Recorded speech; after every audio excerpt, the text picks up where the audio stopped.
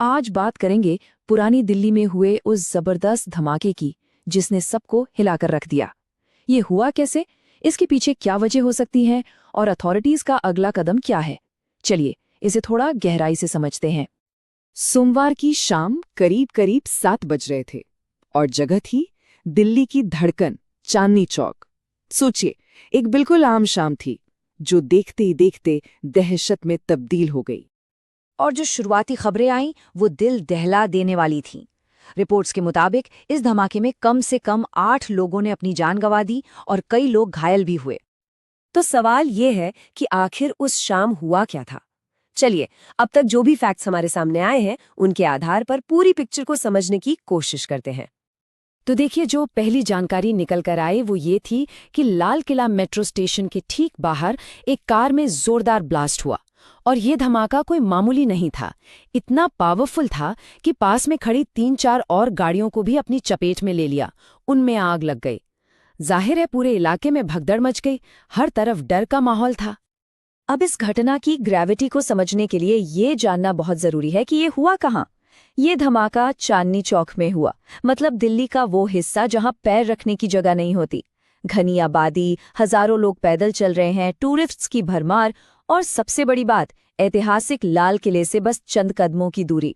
ये सब मिलकर इस जगह को बहुत ही सेंसिटिव जोन बना देता है। अब इतनी बड़ी घटना के बाद अथॉरिटीज का क्या रिएक्शन था? चलिए देखते हैं कि इमरजेंसी सर्विसेज और जो इन्वेस्टिगेटिंग एजेंसीज हैं उन्होंने कितनी फुर्ती से एक्शन लिया। सबसे पहला और जरूरी काम जो लॉ एनफोर्समेंट एजेंसीज ने किया वो था पूरे एरिया को कॉर्डन ऑफ करना, मतलब पूरे इलाके की घेराबंदी कर दी गई।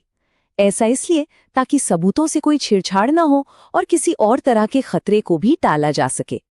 मामला कितना सीरियस था इसका अंदाजा इसी बात से लगता है कि इन्वेस्टिगेशन की कमान फॉरेन स्पेशलिस्ट टीमों को दे दी गई। दिल्ली पुलिस की स्पेशल सेल और एंटी टेरर स्क्वाड यानी ATS दोनों को मौके पर रवाना कर दिया गया। ये अपने आप में एक बड़ा संकेत था कि अधिकारी इसे कोई आम हादसा मानकर नहीं चल रहे थे।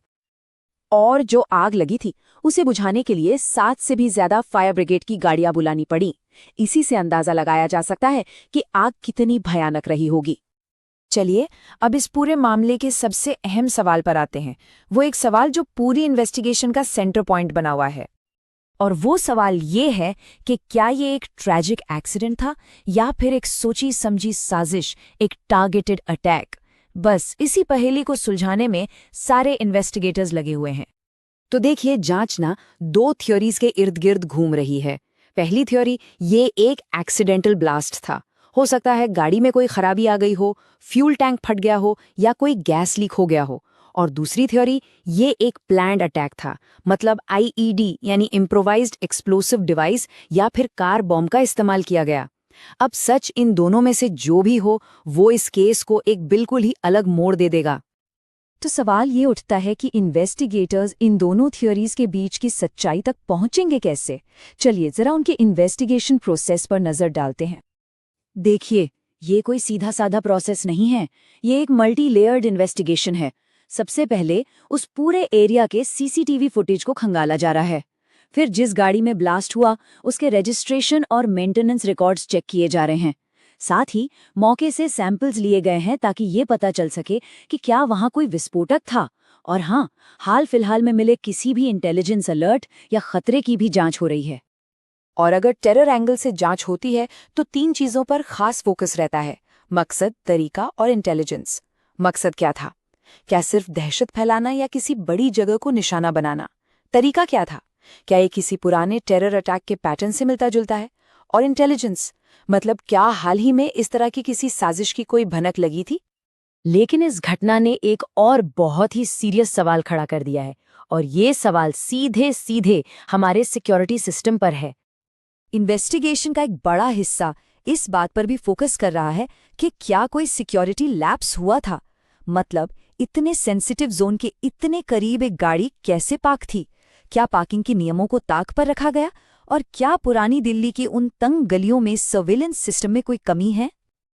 अब इस एक धमाके का असर सिर्फ चांदनी चौक तक ही नहीं रहा, इसकी गूंज पूरे शहर और यहाँ तक कि आसपास के राज्यों तक में सुनाई दी। ब्लास्ट के फौरन बाद पूरी दिल्ली और आसपास के राज्यों जैसे उत्तर प्रदेश में हाई अलर्ट जारी कर दिया गया। जितनी भी जरूरी और भीड़-भाड़ वाली जगहें हैं, वहां सिक्योरिटी एकदम टाइट कर दी गई ताकि ऐसी कोई और अनहोनी ना हो। और आखिर में ये घटना हमें एक बहुत बड़े और जरूरी सवाल के साथ छोड़ जाती है। ये सोचने पर मजबूर करती है कि हमारे शहरों की जो सबसे भीड़-भाड़ वाली जगहें हैं, हमारे बाजार, मेट्रो स्टेशन, टूरिस्ट स्पॉट्स, वो असल में कितने सेफ हैं। ये एक ऐसा सवाल है जिसका जवाब ही तय करेगा कि आने वाले वक्त में हमारी सुरक्षा नीतियां कैसी होंगी।